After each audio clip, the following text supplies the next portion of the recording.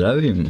A keď sa čuduješ, na čo sa pozeráš, tak si na dobrom videu. Už skôr som sa rozhodol rebrandnúť kanál, ale nebol som s tým spokojný. A vlastne som sa potom už nejak nedokopal k natáčaniu samotných videí, takže som to tak nejak si dal takú väčšiu pauzu. Teraz som si tak spomenul, že je to škoda dosť, chýba mi robenie niečoho mimo toho, čo robím normálne, ale zároveň som teraz mal viacej projektov, jak napríklad, že som začal robiť vlastnú hru a tiež bolo veľa školy a takých vecí.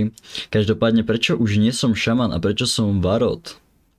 Šaman mi prišlo také strašne zastaralé, také jak proste si dáš, že Wizard 59, oh yes, chápeš, takže som sa rozhodol to zmeniť na niečo originálnejšie a Varod mi prišlo také zaujímavé, možno to ešte zmeniť do budúcnosti, ale prišlo mi to také wow. A hej, tým pádom som zmenil aj logo a bude zmenený aj banner, keď ešte není. Týmto videom som vám chcel len tak predstaviť to, čo mám v pláne. Neviem, či budem pravidelne natáčať, nesľubujem nič. Budem to niekedy možno zarýpnem naspäť do YouTube a to tak, že som vytvorím pár ďalších kanálov. Keď sa pýta, že či je to úplná blbosť, že prečo robím teraz viacej kanálov, keď práve mám umierajúci jeden kanál, ktorý má 50 odobrateľov. Je to z jednoduchého dôvodu. Prestal ma baviť taký ten bežný gamingový content z gameplayov. Plus proste aj keby som to chcel zostrihať, tak mi nepríde, že tam je toho tak dosť. Neviem, viem si zrobiť v hlave veľmi dobrý koncept videa, ale nemyslím si, že ho ja som úplne schopný dobre spracovať. A preto som sa rozhodol, že skôr tieto veci budem robiť na streamoch. Chcel som zrobiť rozbor, ktorý už mám akože trošku rozrobený, ale počasie som to vzdal kvôli tomu, že mám problém rozprávať so skriptom, ale aj bez skriptu, lebo bez skriptu sa ľahko stratím vo svojej hlave, ale napríklad teraz akože hovorím bez skriptu, je to dosť v pohode, len takedy sa tiež zamotám. Skript sa mi ani nechce písať. Takže som skončil u natáčania vizuálov a je to tak v procese riešenia. Možno to doklepnem, možno sa k tomu dajak dokopem ešte. Každopádne to by šlo na iný potenciálny kanál, ktorý by som chcel začať proste od začiatku. A potom vytvoriť ešte jeden kanál, ktorý bude založený na tie streamy a na zostrihy z nich. A tie streamy by bol v podstate ten bežný gameplay tých hier, čo som natáčal teraz, lebo tie sú proste také, že na stream sa to hodí viacej, lebo sú tam veľa častí proste, ku ktorým nemáš čo povedať a vtedy je tu stream. Vtedy sú tu ľudia. A zároveň sa mi páči tá proste interakcia s komunitou a myslím, že by to mohlo byť fajn, keby som sa k tomu tak dokopal a tiež keby to takto aj mal nervy pozerať. A teda hej, tie rozbory, ku tým rozborom herným tam by sa dalo aj rateovať napríklad postavy z nejakej hry a tieto veci. Všetko okolo toho gamingu, ktoré nebude už ale založené na ten gameplay, by bol na tom druhom kanáli. A všetky kanály budú priradené ku tomuto kanálu, že ich budete sa tam môcť k ním preklikať. Ešte ich nemám úplne dokončené a nazvané, keď toto točím, ale myslím si, že už tam budú, keď toto vydám.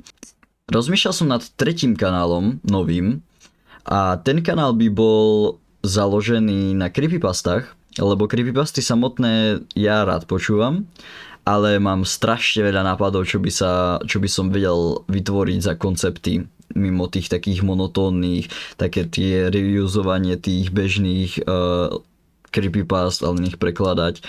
Skôr mi napadá vytvoriť nové creepypasty, ale bolo by to veľmi experimentálne, takže by sa to aj hodilo na slovenskú scénu.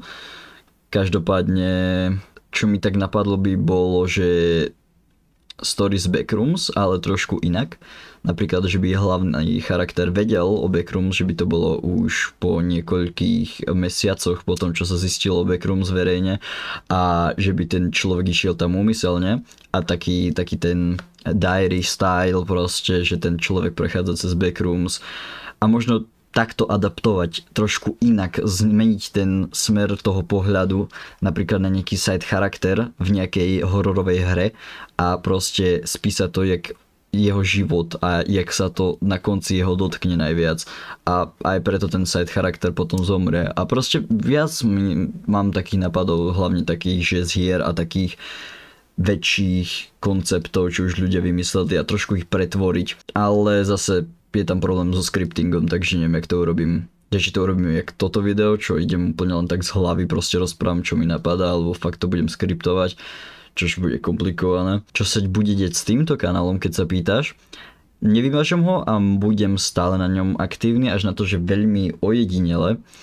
A tento kanál bude presne na takéto videjka, ako je toto, také, čo nie je samotný nejaký entertaining content, ale je to len také oznamovacie videjko o tom, že vlastne čo sa bude diať so kanálmi alebo kanálom.